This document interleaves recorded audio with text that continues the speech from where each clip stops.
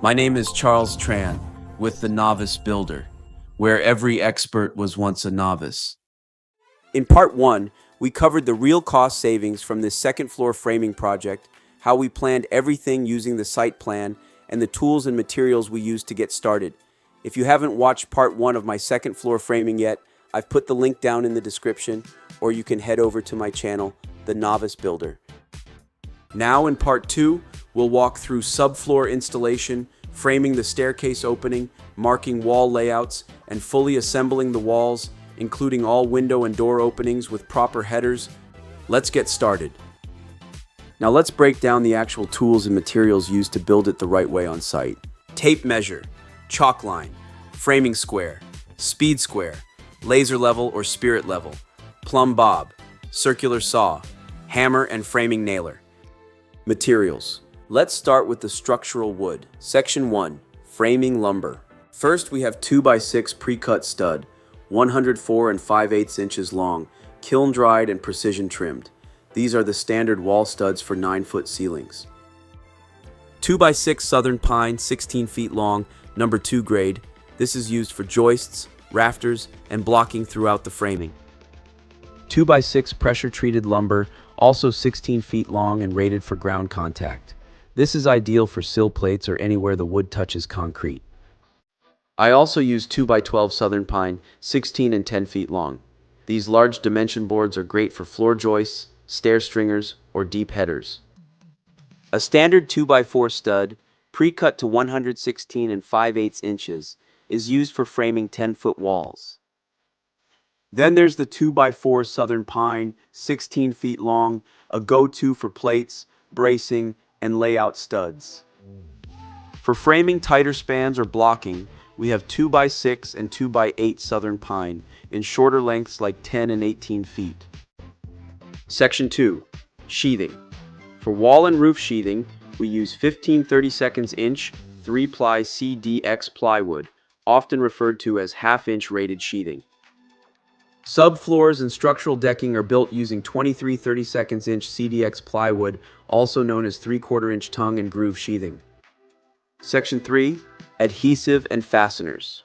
To bond and strengthen connections, we apply 28-ounce construction adhesive, like liquid nails or PL Premium, between framing and subfloor layers.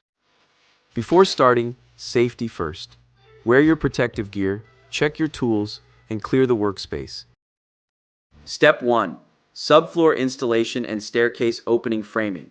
Begin by verifying that all floor joists are spaced 16 inches on center and are level. Use a 4-foot level or laser level to confirm. Sweep debris from the joist bays to ensure solid adhesion. Apply construction adhesive, such as liquid nails, in a zigzag pattern on top of each joist before laying plywood or OSB. Use 15 by 32 inches plywood sheathing. This offers strong, lightweight support, perfect for walls, roofs, and other structural applications. Install the subfloor starting at one corner, staggering panel joints like bricks to enhance strength.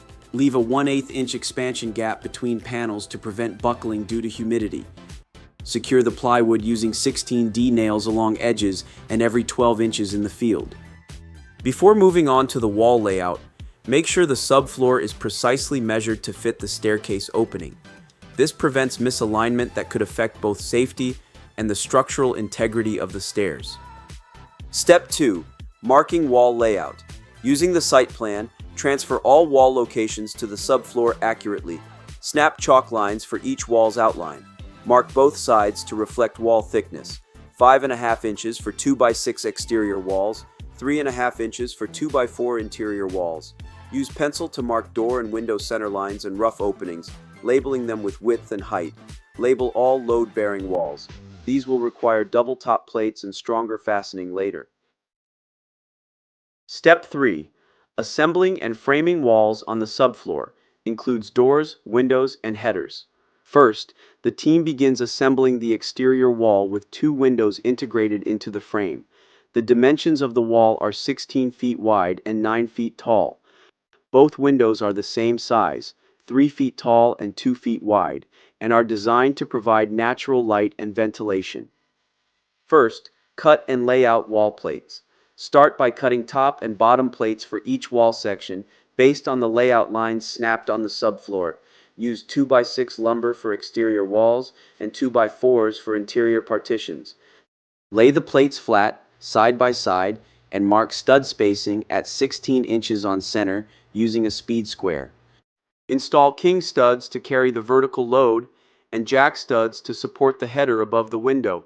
Then, install the header, which redistributes weight around the opening. This is followed by top and bottom cripple studs, along with a sill plate beneath the window opening, to maintain proper stud spacing and support the window framing. Once the studs and plates are positioned, secure them with 16D nails using a nail gun. This ensures strong, consistent connections and speeds up the framing process. After that, the team proceeds to the front side wall, which includes one window measuring 5 feet tall and 3 feet wide. The wall dimensions are 20 feet 8.5 inches wide and 9 feet tall. The process follows the same steps as the first wall the team completed. Next, the team proceeds to the back wall, which is the right side wall of the bathroom. This wall measures 8 feet wide and 9 feet tall. This is followed by the back side wall, which includes 2 windows. The first window measures 3 feet tall and 2 feet wide, and the second window measures 5 feet tall and 3 feet wide. The wall itself measures 10 feet 4 inches wide and 9 feet tall. Moving on to the left side walls. This section measures 9 feet tall and 13 feet wide. Next are the walls for the staircase opening. The first wall measures 10 feet tall and 10 feet 8 inches wide, and the second wall measures 10 feet tall and 3 feet wide. These walls are not sitting on the second floor subfloor because they are continuous load-bearing walls that support or transfer loads uninterrupted from the roof or upper floors down to the foundation. Next is the wall on the right side back, which divides the bathroom and the room. This wall measures 9 feet tall and 18 feet wide. Next is the bathroom wall. This wall measures 9 feet tall and 8 feet wide. And lastly, the room wall and the partition. The room wall measures 9 feet tall and 16 feet wide, while the partition wall measures 9 feet tall and 18 feet wide. These walls have doors, each measuring 6 feet 9 inches tall and 2 feet 6 inches wide. These walls are measured precisely to avoid misalignment and ensure accurate framing. Careful measurement helps maintain structural integrity and a smooth construction process. Now that we've gone through each step, here's a quick time lapse to show how the whole thing came together from start to finish.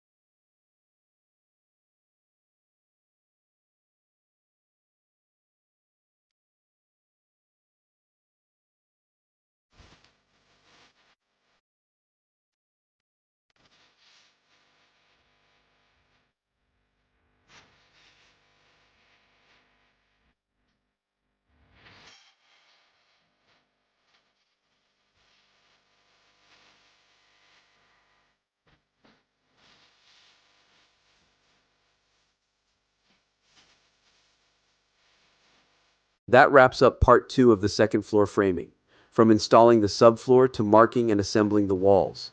Next, in part 3, it's time to raise the walls into place, connect them using double top plates, and install the sheathing. Be sure to check out the links in the description below to watch my complete framing playlist or subscribe to my channel, The Novice Builder. It really helps me keep creating more helpful and engaging videos for you. And don't forget to drop your thoughts in the comments. I'd love to hear your tips, questions, or suggestions. Thank you for watching. Make sure to hit the subscribe button and ring the notification bell so you never miss out my upcoming project and videos.